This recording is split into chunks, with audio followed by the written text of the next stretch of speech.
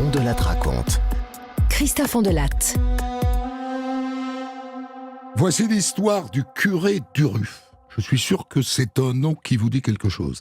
C'est pas l'histoire dans les années 50 d'un curé qui avait mis enceinte une paroissienne et qui l'a tuée. La réponse est oui. Et comme d'habitude, je suis là pour les détails. Et dans cette histoire, les détails sont sordides. Pour le débrief, le journaliste Bertrand Legendre, ancien rédacteur en chef au journal Le Monde, auteur de Crimes et abus sexuels dans l'Église, le cas du curé d'Uruf. J'ai écrit cette histoire avec Thomas Audouard, réalisation Céline Lebras. Europe 1, Christophe Ondelatte. Uruf est un tout petit village de Lorraine. Moins de 400 habitants, à une quarantaine de kilomètres de Nancy. Le 3 décembre 1956, en toute fin d'après-midi, deux sœurs, Régine et Jacqueline Feiss, sortent pour aller faire quelques courses à l'épicerie. À tout à l'heure, maman. Oui, à tout à l'heure. Dans ce coin-là de Lorraine, en décembre, alors que la nuit vient de tomber, je peux vous dire qu'on se l'écaille, et pas qu'un peu. Et en plus, Régine est enceinte jusqu'au cou. Elle doit accoucher dans quelques jours.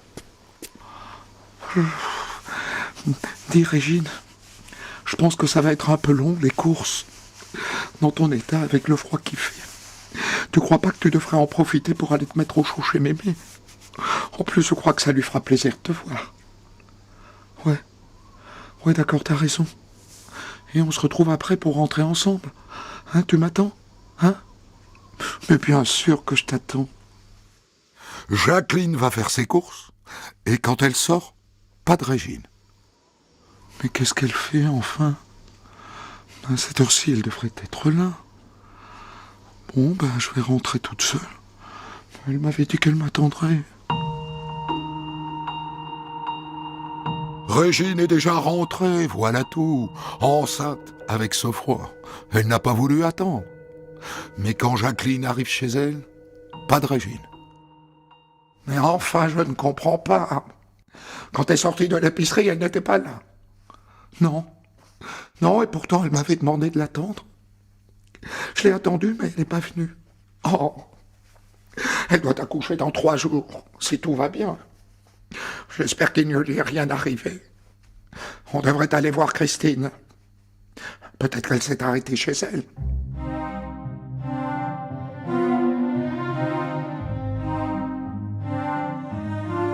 Christine est une amie de Régine, sa meilleure amie.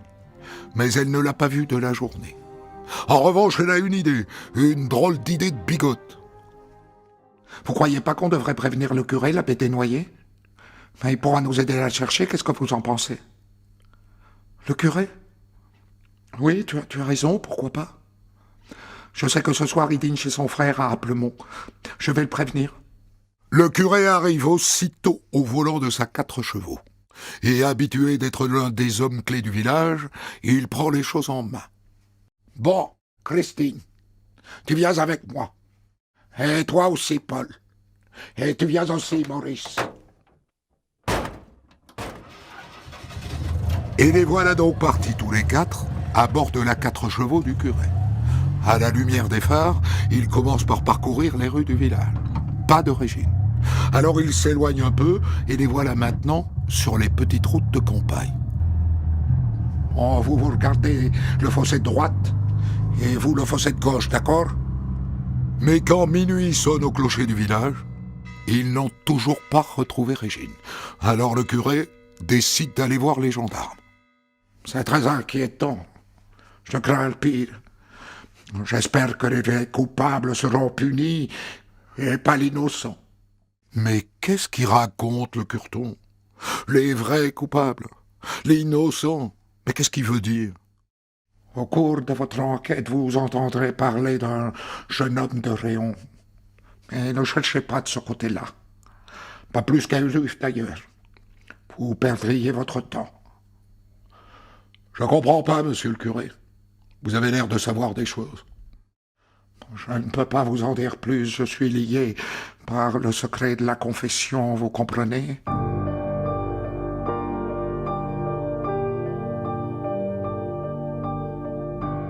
Ah, le secret de la confession. C'est sacré. Mais pourquoi diable ne dit-il que la moitié de la vérité? Parti comme il est, pourquoi est-ce qu'il ne va pas jusqu'au bout? De retour au village, l'abbé Desnoyers va prévenir le maire. Et il court à l'église faire sonner le tocsin, en pleine nuit. Et oui, il s'agit de faire savoir à tous les habitants du village qu'il a besoin d'eux. Il en déboule de tous les côtés. Vous partez par là, hein, et vous par là, hein, et nous on part en voiture explorer la campagne. Allez, c'est parti. Que Dieu vous protège. Et c'est reparti. Le curé reprend la route avec sa petite équipe, auquel s'est adjoint Janine, la fiancée du frère de Régine. Direction Pagny-la-Blanche-Côte, à scruter la route de part et d'autre à la lumière des phares de la 4 chevaux de la baie. Régine n'a pas pu aller aussi loin. Faisons demi-tour. Et la 4 chevaux reprend la route dans l'autre sens. Et soudain... Là, arrêtez, monsieur le curé. Arrêtez, j'ai vu une forme blanche, là. Le curé arrête la voiture. Il descend. Oh, Régine étendue sur le dos dans le fossé. Elle a été éventrée. Le corps de son bébé est posé juste à côté. Une horreur. Une scène insoutenable. D'autant plus que le bébé a été défiguré. Le curé est vert pâle.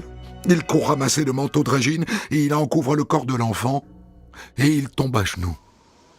Notre Père qui es aux cieux, que ton nom soit sanctifié, que ton règne vienne, que ta volonté soit faite sur la terre comme au ciel.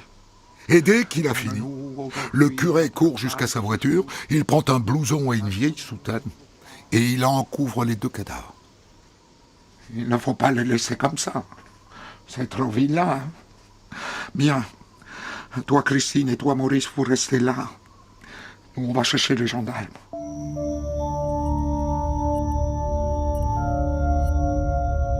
Il est un peu plus de 3 heures du matin quand les gendarmes arrivent sur place. Et là se déroule une scène surréaliste.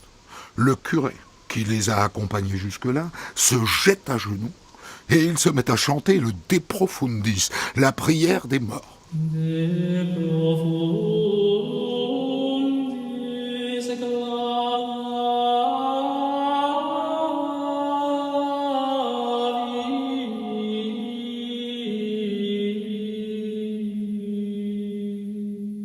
De retour au village, le menuisier Laharotte invite le curé à boire un café chez lui. Alors il paraît que vous savez des choses, monsieur le curé. Moi j'en ai peur. Je sais qui a fait ça malheureusement. Il me l'a dit sous le sceau de la confession. Mais il m'est impossible d'en dire plus. Je n'ai pas d'autre choix que de me taire. Sinon je risque l'excommunication. C'est ainsi.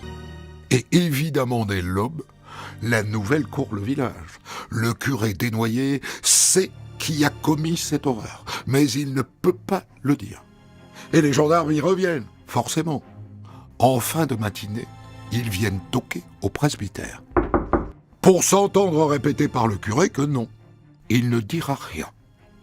Et là, les gendarmes balayent la pièce du regard. Horreur, malheur, il y a un pistolet sur le bureau du curé. Et là, ça fait tilt sous leur képi parce que ils viennent de l'apprendre.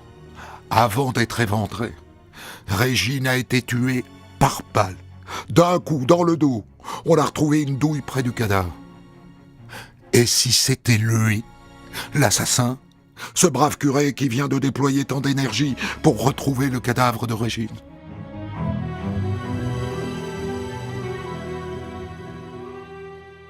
Emballé, c'est pesé. Les gendarmes embarquent le curé jusqu'à la gendarmerie de Toul. Et en arrivant, ils apprennent que leurs collègues ont retrouvé des munitions dans la cure. Des balles qui ressemblent trait pour trait à celle qui a tué Régine. Ils ont aussi trouvé un grand couteau tout propre et suffisamment aiguisé pour éventrer quelqu'un. Alors, monsieur l'abbé, Êtes-vous d'une manière ou d'une autre responsable de la mort de Régine Feiss et de son enfant? Oui. Vous l'avez vous-même tué? Oui. Vous l'avez vous-même éventré? Oui. L'enfant était mort ou vivant? Il était vivant. Et c'est vous qui l'avez tué? Oui. Ce meurtre était-il prémédité, monsieur l'abbé? Je reformule ma question de manière à être plus claire. Avez-vous préparé le meurtre de Régine Feiss? Oui.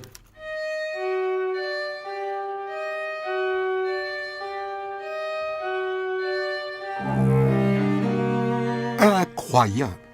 Je ne sais pas si ça pourra lui servir quand il arrivera au carrefour entre le paradis et l'enfer. Mais il vient d'avouer sans se cacher. Et maintenant, il nous reste le pourquoi. En attendant, des journalistes viennent de débarquer de partout. Et eux aussi vont vouloir connaître les dessous de l'affaire. Et vite.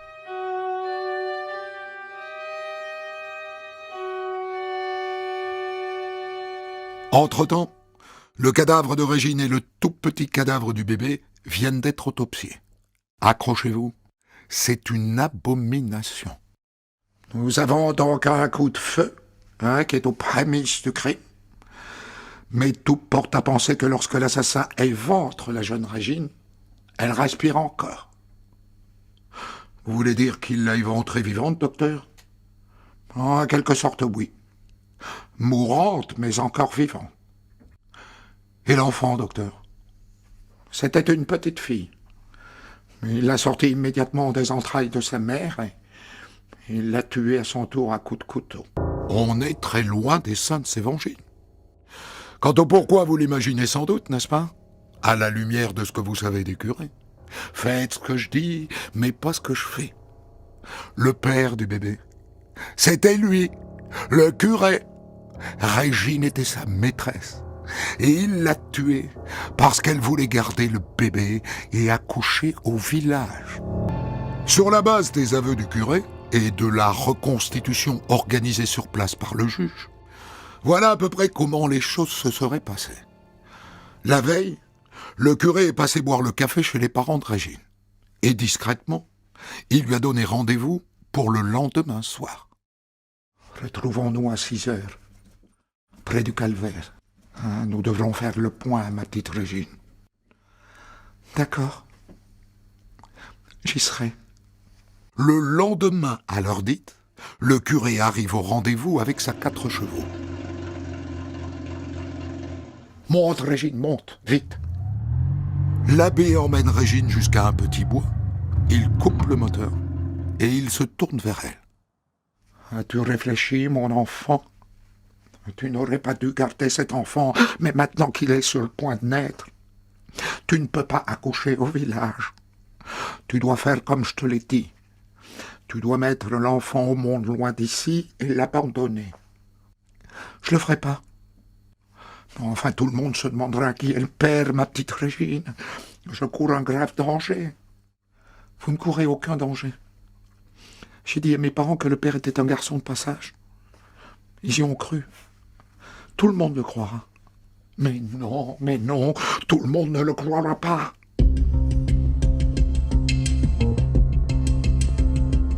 Est-ce qu'à ce moment-là, le curé a prévu de la tuer? Possible. Parce qu'il a un pistolet dans sa boîte à gants. Et la suite est surréaliste. Ma petite Régine, je vais te donner l'absolution pour tous les péchés que tu as commis. Je n'en veux pas de votre absolution. Et là, Régine ouvre la porte, elle claque la portière et elle s'éloigne de la voiture. Le curé sort à son tour, il a son pistolet à la main, elle est de dos, il lui tire une balle dans la nuque. Régine tombe, et là le curé sort un canif et il la fend en deux dans le sens de la longueur, jusqu'à atteindre l'utérus et le bébé, son bébé. Il le sort des entrailles de sa mère. D'un coup de couteau, il tranche le cordon ombilical et... Pardon, c'est pas facile à raconter. Il larde le fœtus de coups de couteau. Ah! Ah! Ah! Ah! Et voilà, son honneur de curé est sauf. Son honneur de chrétien, en revanche, est très mal en point.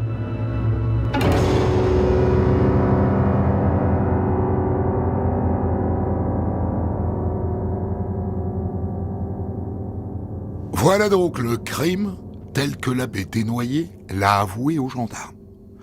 Le problème, c'est qu'assez vite, devant le juge, il change de version. Les gendarmes, dit-il, lui ont soutiré des mensonges.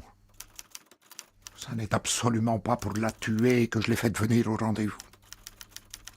Allons bon, l'abbé. Mais alors, pourquoi ce rendez-vous? Je voulais l'emmener avec moi loin. Vivre notre vie loin du regard des paroissiens comme nous l'avions convenu. Mais au dernier moment, elle a refusé. Et là, le diable s'est emparé de moi et je l'ai tué. Mais je n'en avais pas l'intention, je vous supplie de le croire. Il essaye juste de sauver sa tête, le cureton. Et dans la foulée, il tente aussi désespérément de sauver son âme. Depuis la cellule de sa prison, il écrit à son évêque. Je vous supplie de m'accorder votre miséricorde et j'espère que vous m'autoriserez à entrer dans une abbaye afin d'y expier mes péchés. Et mon cul sur la commode, l'abbé. Il mérite miséricorde?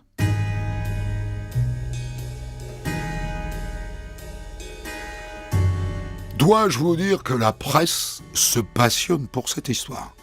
Il y a maintenant des dizaines de journalistes qui grenouillent à Uruf.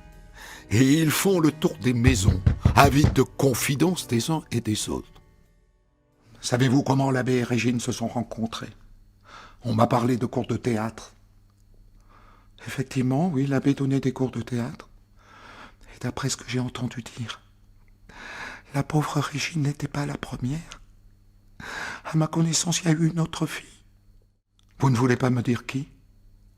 Oh non, ça je ne peux pas. On m'a dit aussi qu'il allait souvent manger chez les parents de Régine. Oh, ça c'est vrai. Il y allait tous les samedis et tous les dimanches. Et les parents, les pauvres parents, n'ont rien vu venir. C'est en tout cas ce que dit la mère aux gendarmes. Oh, mais il n'a jamais eu de geste déplacé à l'égard de ma fille. Hein. Ça non, je m'en serais aperçu. Saviez-vous néanmoins que le curé avait la réputation d'être un coureur de jupons? Ça, oui, je l'ai entendu. Mais j'ai toujours pensé que c'était des racontars. En dehors des déjeuners du samedi et du dimanche, et des cours de théâtre, votre fille avait-elle d'autres occasions de voir l'abbé Desnoyers? Ah, oui, oui. Elle faisait le ménage dans sa sacristie. Quand votre fille est tombée enceinte, madame, vous n'avez pas pensé que l'abbé Desnoyers pouvait y être pour quelque chose? Oh, pas le moins du monde. Elle m'a parlé d'un garçon qu'elle avait justement rencontré lors d'un voyage avec le curé et d'autres filles du village. Je l'ai cru. Et l'abbé Desnoyers, qu'a-t-il dit quand elle est tombée enceinte? Il m'a dit que s'il avait su qu'elle n'était pas sérieuse, il ne l'aurait pas prise pour ce voyage.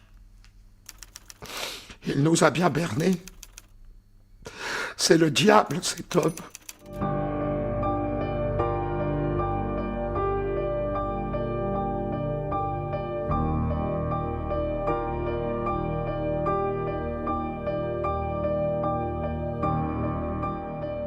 Le juge apprend par Christine, la meilleure amie de Régine, que la relation durait depuis plus d'1 an, que le premier baiser a eu lieu après un repas du dimanche quand la jeune Régine l'a raccompagnée jusqu'à la porte. Et la première, enfin, la première fois qu'ils ont fait la chose, je veux dire, eh bien c'était aussi chez les parents, après le repas. Ça s'est passé dans le couloir, en bas de l'escalier. Non, cette affaire, chaque révélation est plus stupéfiante que les précédentes. Le curé a couché pour la première fois avec Régine chez ses parents, Jésus, Marie, Joseph.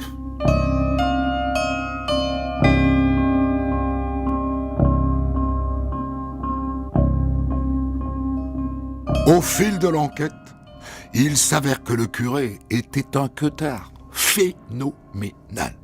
Depuis le début, depuis son ordination juste après la guerre. Dans sa première paroisse, il a commencé à fricoter avec une veuve, mère de 4 enfants. Et plus tard, il aurait demandé à plusieurs reprises à l'une de ses paroissiennes de 15 ans de lui tripoter le crayon. Et ça n'est pas tout. Bon voilà, d'après les témoignages que nous avons pu recueillir, monsieur le juge, il avait déjà mis enceinte une autre fille. Ah, et qu'est devenu l'enfant? Il l'a fait adopter. Ah, et où ça? Par une famille de Ruffe, figurez-vous. Et les parents adoptifs ne se sont doutés de rien? C'est-à-dire, monsieur le juge, que si. Ils ont eu des doutes, mais ils n'ont rien dit. Et il n'y a pas que cette famille qui a eu des doutes et qui n'a rien dit. L'évêque aussi savait que son curé travaillait de l'andouille à col roulé. Et qu'est-ce qu'il a fait? Il l'a muté, pardi. C'est comme ça qu'on faisait à l'époque. Et encore aujourd'hui. Le juge ordonne qu'on retrouve chacune des victimes. Françoise, par exemple, une jeune paroissienne de 18 ans que l'abbé Desnoyers a rencontrée à Blamont, en Meurthe-et-Moselle, sa première affectation. Et où cela se passait-il, mademoiselle? Vous voulez dire les saillies? Oui, les saillies, comme vous dites. Au bord d'une table ou contre un mur ou dans sa voiture. Jamais dans un lit? Non, pour ainsi dire jamais. C'était toujours rapide, dans un coin, voilà tout.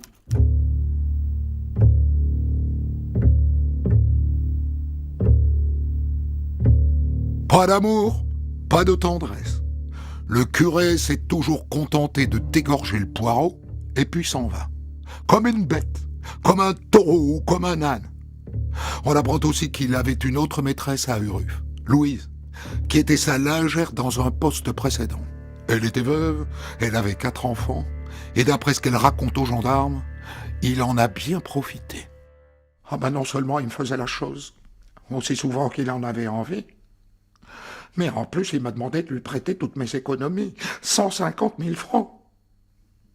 J'ai jamais osé lui réclamer.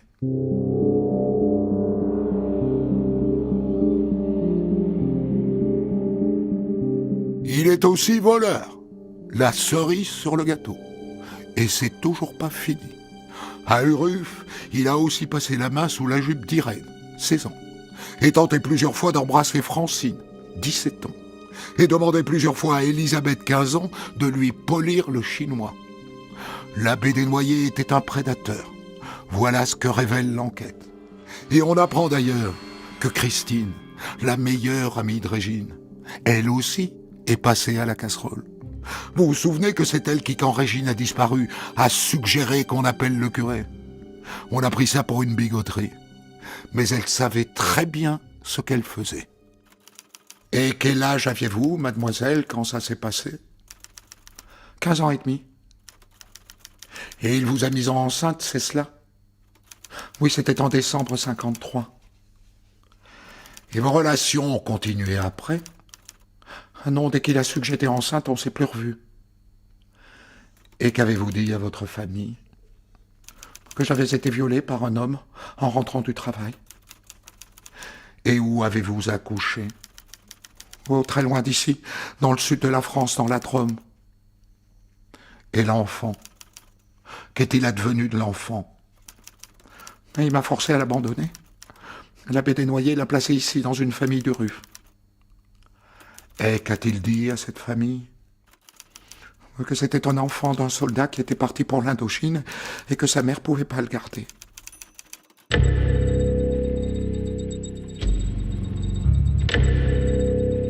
Un prédateur qui ne s'en prenait qu'à des filles très jeunes.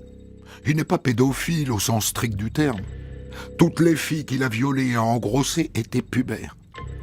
il les choisissait jeunes pour leur faiblesse, pour la honte qu'elles ressentiraient et pour le silence qu'elles s'imposeraient. Et on peut imaginer que le soir, dans sa cure, devant sa cheminée, il était pris de remords et qu'il priait Dieu pour le pardonner. Mais à chaque fois, il recommençait. Et tous les dimanches, ses paroissiens l'entendaient dire le bien et le mal à la chair de son église.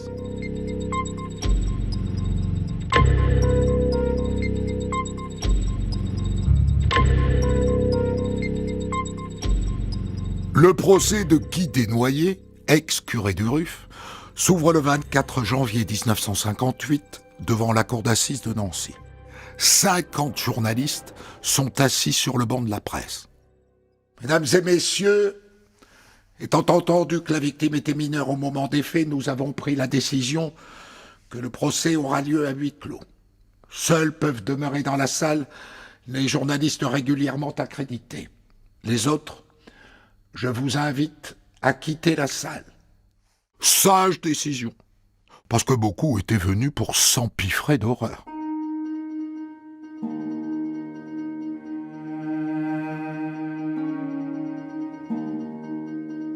Desnoyers a revêtu pour l'occasion une sorte d'habit de curé, lui qui depuis a été banni par l'Église catholique. Une veste noire étriquée, d'où émerge un col blanc. Et dans les mains, il tient serré un crucifix. C'est l'aumônier de la prison qui le lui a remis.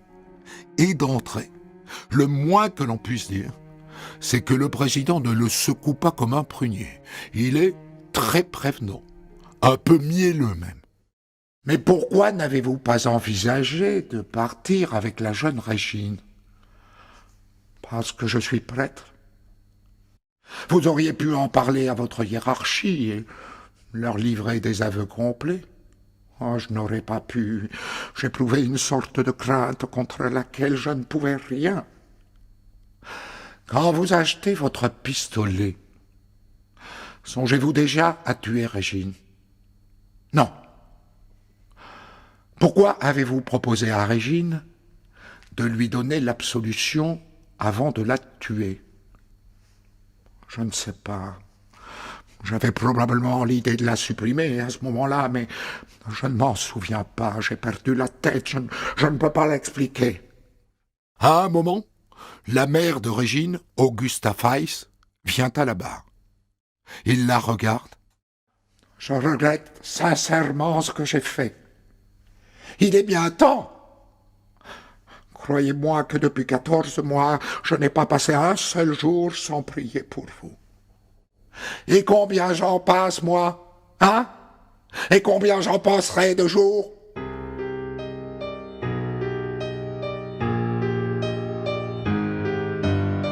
À la fin, l'avocat général requiert sans broncher 2 fois la peine de mort. Une fois pour la mère et une fois pour l'enfant. Et puis l'avocat de Desnoyers, maître Gasse, se lance.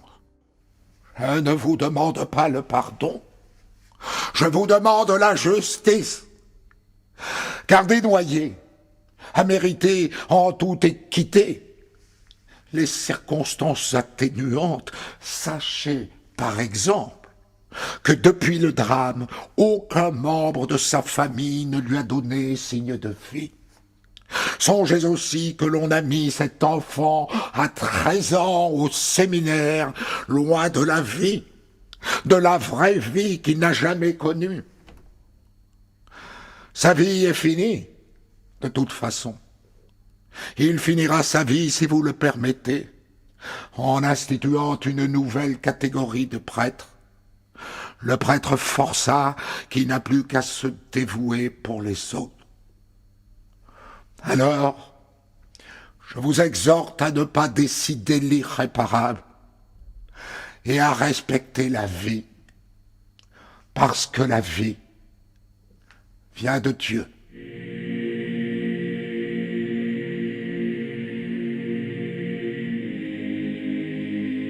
Le délibéré dure une petite demi-heure et les jurés finalement retiennent les circonstances atténuantes.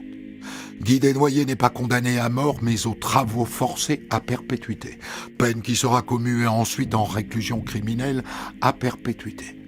Il est d'abord incarcéré à Lille, où les autres détenus lui mènent la vie dure. Alors on le transfère dans une petite prison, la prison de Saint-Malo. Il est libéré en 1978, alors qu'il est devenu le plus ancien prisonnier de France. À sa sortie, il intègre l'abbaye Sainte-Anne de Kergonan, à Ploharnel, dans le Morbihan, où il meurt en 2010, à l'âge de 90 ans. Sur sa tombe, dans le cimetière de l'abbaye, il est tout simplement écrit « Monsieur Guy ».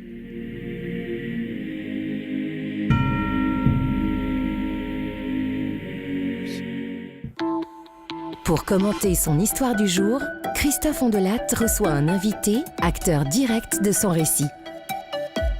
Je vous ai raconté la terrible histoire du curé Duruf qui, en 1956, en Lorraine, a éventré vivante l'une de ses maîtresses enceintes pour en extraire le bébé qu'il a ensuite lardé de coups de couteau, crime pour lequel il a été condamné à la réclusion criminelle à perpétuité. Et cette histoire, je la débriefe avec vous, Bertrand Legendre. Vous avez été longtemps journaliste au Monde et vous venez de publier à compte d'auteur un petit livre qui s'appelle « Crimes et abus sexuels dans l'Église, le cas du curé Duruf », qu'on trouve notamment sur le site d'Amazon. Alors Bertrand Legendre, vous avez été longtemps journaliste au Monde et vous vous êtes replongé récemment dans cette histoire. Je voudrais comprendre pourquoi, parce que dans les années 50, vous n'étiez pas journaliste, n'est-ce pas? Vous n'avez pas assisté au procès. Qu'est-ce qui vous a donné envie, 70 ans plus tard, de vous replonger là-dedans? Je crois que c'est le premier fait divers dont j'ai entendu parler, très enfant, probablement à la une des journaux qui étaient installés sur les kiosques parisiens où j'ai grandi avec des pinces à linge, François notamment. Et puis cette affaire du curé Duruf a donné lieu depuis à de nombreuses œuvres de fiction, des romans, des films, des nouvelles, mais aussi à des essais et des documentaires qui sont tenus la plupart du temps à ce qu'on savait grâce aux audiences du procès. Et qui, pour certains de ces documentaires ou ces essais ont souvent extrapolé à partir de ce qu'on savait. Et donc moi, ma démarche était totalement inverse, ou plus exactement, j'ai voulu m'en tenir à ce qu'on savait, ce qu'on pouvait trouver dans les archives de cette affaire. Alors, il y a les archives de la justice, les archives de la police judiciaire, les archives de l'administration pénitentiaire, et puis aussi les archives de l'Église de France, dont j'ai obtenu la consultation par dérogation. Ce que personne n'avait jamais fait. Et j'ai découvert là, à la fois que l'Église avait été traumatisée par cette affaire, mais qu'elle avait tout fait pour la cacher, en atténuer l'impact, et puis aussi à essayer de faire libérer le Guy Desnoyers, le curé Duruf. On reviendra là-dessus, sur les archives de l'Église et ce que vous y avez découvert. Est-ce que le choix d'écrire ce livre et de le publier maintenant a quelque chose à voir avec les scandales qui secouent l'Église catholique aujourd'hui, notamment? Bien sûr, vous l'avez rappelé aussi, il y a une forme de résonance. Un curé dont sa hiérarchie sait qu'il est un prédateur sexuel et qu'on déplace d'une paroisse à un autre, ça a évidemment une résonance. Et ça existait jusqu'il y a peu de temps. Justement. Et peut-être même encore aujourd'hui. Nous verrons. Possiblement. Alors j'avoue, Bertrand Legendre, que j'ai un peu de mal, à l'issue de mon récit, à comprendre pourquoi les jurés ont retenu les circonstances atténuantes. Au point d'ailleurs qu'on peut se demander si elles ne lui ont pas été tout simplement accordées parce qu'il était curé. Très, très probablement. J'ai trouvé dans les archives nationales plusieurs affaires un peu similaires, en tout cas non, parce qu'il n'y a pas d'affaires similaires, mais enfin des assassins qui se sont acharnés sur les corps de leurs victimes, qui ont été condamnés à mort. La grâce leur a été refusée, dans un cas par le président René Coty, dans le second cas par De Gaulle, et ils ont été exécutés, ces assassins, qui se sont acharnés sur le corps de leurs victimes, comme le curé Duruf l'a fait. Il y a plusieurs mécanismes qui se sont mis en œuvre en faveur du curé Duruf. D'abord, la sélection des jurés. Oui, Maître Gasse, l'avocat du curé, a récusé la totalité des gens qui n'étaient pas catholiques. Alors, il avait le droit de le faire. Le mécanisme de sélection des jurys, à l'époque, faisait que, de fait, puisque c'est un tirage au sort qui est fait par les maires de village, il y a d'abord qu'une femme parmi les jurés. Oui. Et puis, effectivement, on s'arrange qu'il n'y ait que des bons catholiques, comme on disait à l'époque. Pourquoi ? Parce que ça appelle la rédemption ? Parce qu'être catholique implique le pardon ? Il a essayé de plaider le fait que dès 13 ans, ce jeune homme qui n'était pas fait pour ça avait été donné en quelque sorte à l'Église parce que c'était une forme de promotion sociale. Mais c'est pas ça le raisonnement qui a convaincu les jurés. Il a plaidé, on ne peut pas lui en tenir grief, mais contre la peine de mort. Et puis il leur a dit, vous êtes devant un homme d'église, regardez le Très-Haut qui vous regarde et qui va vous aider qui va vous guider votre décision. Et donc, par un artifice obligatoire à l'époque, qui est celui du Code pénal, on a accordé à Guy Desnoyers, le curé du Ruf, le bénéfice des circonstances atténuantes. C'est un artifice, c'est-à-dire qu'il faut bien trouver une justification pour ne pas le condamner à mort. C'est le seul moyen de pas le condamner à mort, effectivement. Ça a fait du bruit à l'époque qu'il échappe à la guillotine.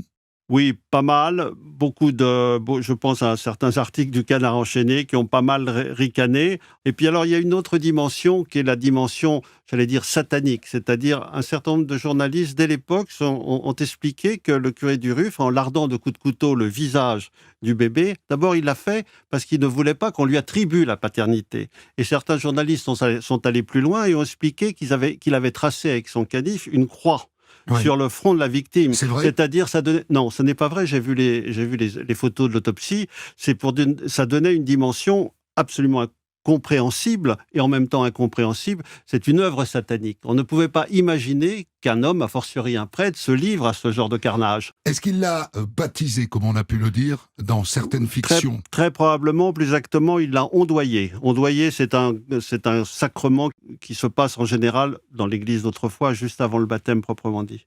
Alors, quand on se plonge sur les archives de l'église catholique, ce que vous êtes le premier à faire dans ce dossier, qu'est-ce qu'on apprend ? L'Église était au courant de ces frasques, depuis le début.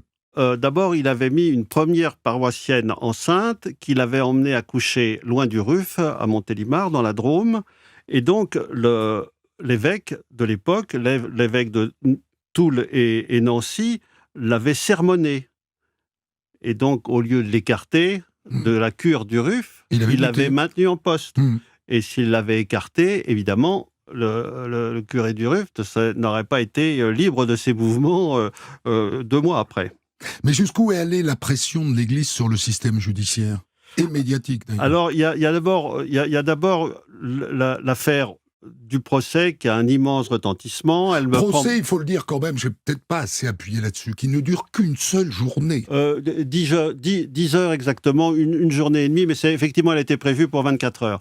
Et là, pendant ce temps-là, dans les semaines qui ont précédé, l'Église de France a exercé des pressions, notamment Monseigneur Villot, qui dirige à Paris la conférence des évêques, fait des démarches auprès des médias parisiens et notamment auprès de Pierre Brisson, qui est le directeur du Figaro, en lui disant « n'envoyez pas un journaliste sur place ». Il obtient de la radio-télévision française qu'elle n'envoie pas la RTF un journaliste sur place. Donc les pressions de l'Église s'exercent de telle manière qu'avec un certain succès. Le directeur du Figaro n'envoie personne. Si, finalement, alors il résiste, il est invité à déjeuner à l'archevêché, enfin plus exactement au siège de la conférence des évêques de France, c'est comme ça qu'on dit aujourd'hui, et il résiste, il envoie un envoyé spécial, mais pour te dire, le Figaro a été assez discret dans sa façon de couvrir le procès. Alors, il y a un autre... Et la radio-télévision publique n'envoie pas Potcher ? Non. Frédéric Potcher, qui était le grand chroniqueur judiciaire de l'époque, il est resté très longtemps, lui n'y va pas. Donc, les auditeurs, on dirait France Inter aujourd'hui, sont privés de cette affaire. J'ai cru comprendre aussi que l'Église, après sa condamnation, a tout fait pour le faire libérer de manière anticipée. D'abord, il a obtenu la commutation de sa peine en 20 ans de réclusion. Et puis, effectivement, il y a eu un espèce d'accord qui s'est passé au moment où il est incarcéré. C'est là où il a passé les dernières années de son incarcération au centre de détention de Toulouse, de Muret. Il y a une espèce d'accord qui se passe entre ses demandes à lui, les demandes d'un certain nombre de prêtres qui le soutiennent et qui font des démarches, y compris jusqu'au cabinet du garde des Sceaux, pour obtenir sa libération. Et tout le monde s'interroge, ceux qui vont devoir le décider, le juge de l'application des peines, les gens qu'on va interroger pour avis. Et en fait, il y a une espèce d'accord qui se passe. On va le libérer, on accepte de le libérer, mais il faut qu'il disparaisse. Et c'est à ce moment-là qu'à nouveau intervient l'Église, puisqu'il a été, on dirait aujourd'hui, exfiltré dans une abbaye bénédictine de Sainte-Anne de Kergonan, où j'ai été recueillir le témoignage de ceux qui l'avaient connu. Il était mort déjà depuis quelques années, à l'âge de 90 ans, vous l'avez rappelé. C'est-à-dire que vous êtes entré dans cette abbaye bénédictine? Je suis entré dans cette abbaye bénédictine et j'ai recueilli avec... Mais comment? Parce que, est-ce que vous dites aux moines bénédictins, je vais venir pour parler du curé Duruf? Ça me paraît pas possible. Je me suis inscrit comme retraitant, quelqu'un qui voulait faire une retraite, un certain nombre de... Vous vous êtes infiltré. Je me suis en quelque sorte infiltré, mais au bout d'un ou deux jours, j'ai dit qui j'étais et je m'attendais à être soit mis à la porte, soit accueilli avec à la fois de circonscription, curiosité, et puis voilà, j'ai trouvé beaucoup de transparence et j'ai pu m'entretenir notamment avec des moines, des bénédictins qui l'avaient escorté jusqu'à son heure ultime, qui lui avaient tenu la main jusqu'à la dernière. Ils disent quoi? C'était assez mystérieux, il ne se livrait pas beaucoup. Pour tout dire, il ne connaissait pas les moines qui l'avaient entouré les 20 dernières années de sa vie. Il savait par la rumeur qui c'était, mais je crois leur en avoir beaucoup appris, oui, effectivement. À aucun moment, dans les dossiers que vous avez consultés, il n'est question de la part de l'Église catholique de le révoquer en tant que prêtre. Ah si, le tribunal ecclésiastique de Nancy s'est réuni après le procès d'assises, c'est en application du droit canon, et il a été... réduit à l'état laïque. Elle est réduite à l'état laïque, effectivement. Donc quand il est à l'abbaye, il n'est qu'un laïc à l'abbaye. Voilà, il est d'ailleurs abrité dans une maison un peu à l'écart, mais il prend ses repas, comme je les ai pris moi, avec les moines, et ça a duré pour lui pendant 20 ans, heureusement pas pour moi. Il est mort donc en 2010. Je pense que beaucoup de gens ont été surpris d'imaginer qu'il était vivant il n'y a pas si longtemps que cela.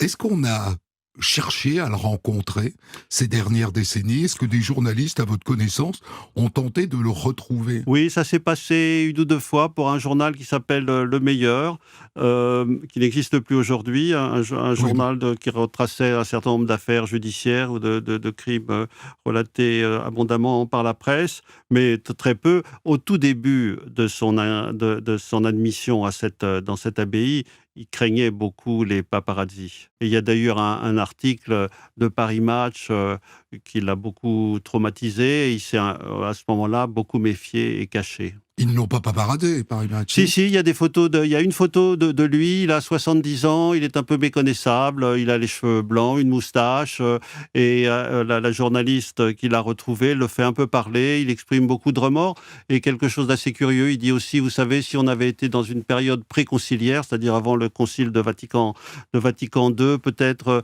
les prêtres à ce moment-là, on leur aurait donné l'autorisation de se marier, peut-être ça ne serait pas arrivé. C'est pas une excuse. La tombe, vous l'avez vue? Il y a vraiment écrit Monsieur Guy. Oui, dessus. Monsieur Guy, à l'écart un petit peu de l'abbaye proprement dite, il y a un cimetière où sont enterrés les moines de l'abbaye, et c'est là qu'il a été inhumé dans une tombe anonyme, comme vous l'avez dit. J'ai essayé de faire mes calculs. Donc, l'abbé de Noyer a aussi mis enceinte Christine Mercier, qui était la meilleure amie de Régine Weiss.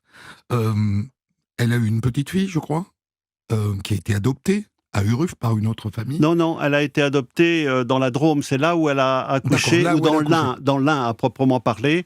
Logiquement, elle est vivante, cette petite, qui ne doit plus être si petite que ça. Oui, je garderai son nom, parce que non seulement je connais le nom sous lequel elle a accouché, sous X, comme on dit, et puis je connais le nom son nom de jeune femme, et puis d'aujourd'hui de femme âgée, oui. Vous l'avez rencontrée? Oh non, je n'ai pas voulu. Ça n'avait pas d'intérêt pour cette enquête, et puis peut-être n'en sait-elle rien, elle-même, qu'elle est la fille du curé Duruf. Et c'est pas le moment de lui rappeler, au bout de sa vie? Non, probablement pas, non. Merci infiniment Bertrand Legendre pour cette interview et ce livre que vous trouverez donc sur le site internet amazon.fr, Crimes et abus sexuels dans l'Église, le cas du curé Duruf. Des centaines d'histoires disponibles sur vos plateformes d'écoute et sur europe1.fr.